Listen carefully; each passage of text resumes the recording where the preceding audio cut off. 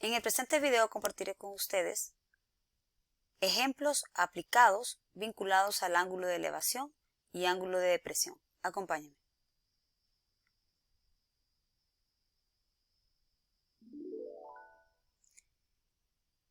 ¿Cuándo se forma el ángulo de elevación? Se forma cuando tenemos un objeto por encima de la horizontal, como aparece aquí. El ángulo de elevación es esta abertura que se forma entre la horizontal y esta línea, que es la línea de la visibilidad. Si nosotros colocamos una mirilla, entonces esta línea, que es la que me sirve para ver un determinado objeto, en este caso este punto del pajarito, entonces ese ángulo entre la horizontal y esta línea de visibilidad se llama ángulo de elevación. En este caso, cuando el objeto está por encima de la horizontal. Ahora, ¿en qué consiste el ángulo de depresión? Ahora, ¿qué pasaría si el pajarito, en vez de que esté encima de la horizontal, esté por debajo de la horizontal, como en este caso? Ya nuestra mirilla se tendría que colocar en este sentido y el ángulo que se formaría sería este. A este ángulo nosotros le vamos a llamar el ángulo de depresión. ¿Por qué ángulo de depresión? Porque es aquel ángulo que se forma entre la horizontal y la línea de visibilidad cuando un objeto está por debajo de la horizontal. ¿Sí? Entonces, este ángulo es llamado ángulo de depresión. Y el ángulo de depresión se mide siempre, ojo aquí, desde la horizontal hacia abajo. En cambio, el ángulo de elevación, recordemos, es de la horizontal hacia arriba. Ahora, vamos a conectar un poco los ángulos de elevación y los ángulos de depresión. Como pueden notar aquí, si esta persona va a ver este punto, el ángulo que se forma acá de esta horizontal con respecto a esta línea de la visión, este ángulo es un ángulo de elevación. Pero si esta persona va a ver esta imagen, lógicamente el ángulo formado aquí es un ángulo de depresión. Recuerden, el ángulo de elevación y el ángulo de depresión se miden de la horizontal hacia la línea de visibilidad. Este es un ángulo de depresión, este es un ángulo de elevación. Ahora, un elemento conceptual fundamental cuando nosotros trabajamos con ángulo de elevación y ángulo de depresión es el siguiente. Y es que el ángulo de elevación y el ángulo de depresión tienen una conexión. Si aquí hay un observador y ve este punto de la torre, aquí se forma un ángulo de elevación, ¿cierto? Pero si hay un observador aquí y quiere ver a esta persona acá, va a ver a esa persona a través de este ángulo, que es un ángulo de depresión. Ahora, muy interesante, este ángulo de aquí es igual a este ángulo de aquí. ¿Por qué razón? Si este ángulo, supongamos, el ángulo alfa es de 30 grados acá, que es un ángulo de elevación, ¿cierto? El ángulo de depresión acá, este, también va a ser de 30 grados. ¿Por qué razón? Porque si nosotros venimos y cerramos aquí, como un triangulito acá, nosotros ya sabemos que aquí hay 90. ¿Estamos de acuerdo? Si aquí hay 90, aquí hay 30, ¿cuánto hay acá? Si aquí hay 30, aquí hay lo que falta para llegar a 90. Aquí hay 60. ¿Estamos de acuerdo? Claro que sí, aquí hay 60, ¿sí?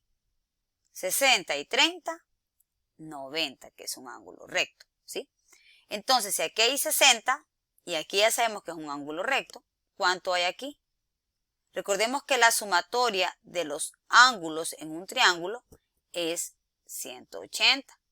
Entonces, si yo me conecto con este triángulo de aquí, con este que estoy marcando, si aquí hay 60, aquí este angulito de acá vale 30.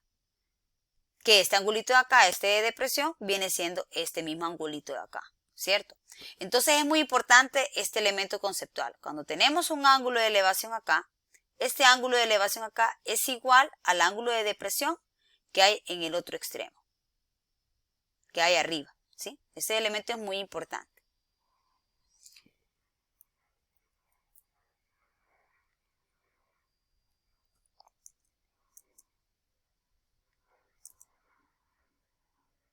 vamos a explorar el siguiente elemento del ángulo de elevación. Vamos a dar un clic acá. ¿Qué pasa con el ángulo de elevación cuando nos acercamos o nos alejamos a un objeto?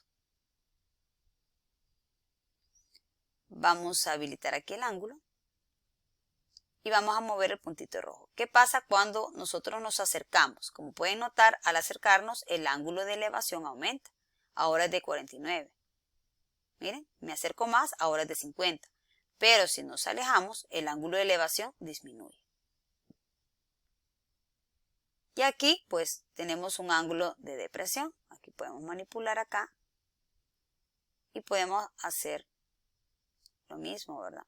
Si el objeto se mueve más cerquita, el ángulo de depresión recuerden que es igual al ángulo de elevación acá. Entonces va aumentando, ¿cierto? Miren, el objeto se acerca, el ángulo de depresión aumenta.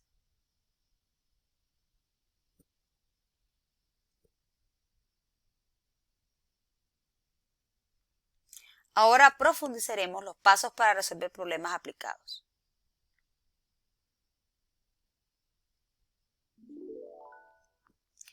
Lo primero que haremos para resolver un problema aplicado es hacer un dibujo para entender mejor el problema.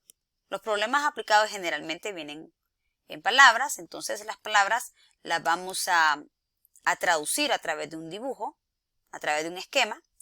Ahora, algunas veces también ya viene hecho el dibujo, todo depende del problema. Cuando ya tenemos el dibujo, el siguiente paso es identificar qué datos del triángulo ya tenemos.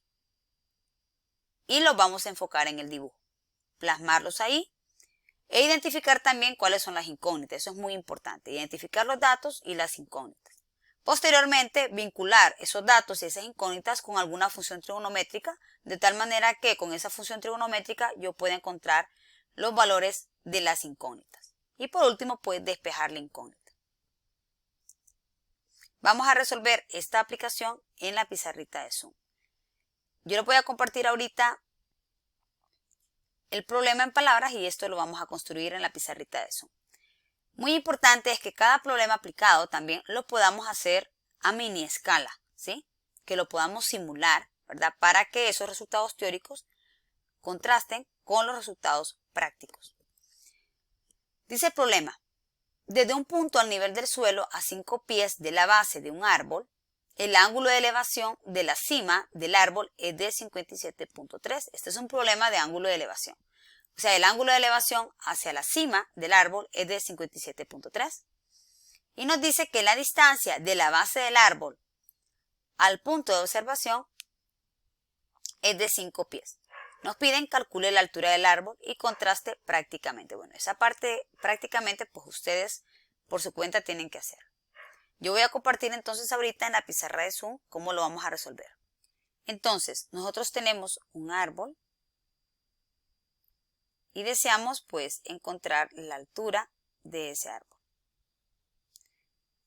Para ver este punto, el punto que está más alto en el árbol, la persona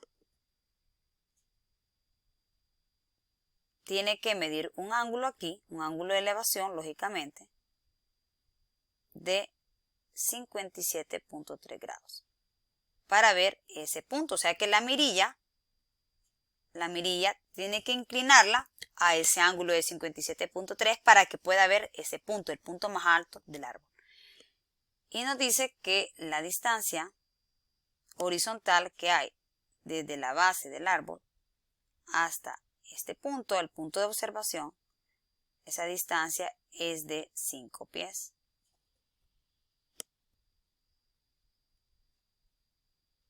Entonces, con esa información, nosotros vamos a calcular la altura. Ya tenemos un dibujo, entendemos bien que el ángulo que se forma aquí es un ángulo de elevación. Ya identificamos pues nuestra incógnita aquí en el dibujo. Identificamos los datos en el dibujo, que la distancia de aquí, de la base hasta el punto de observación, es de 5 pies. Y nos piden la altura.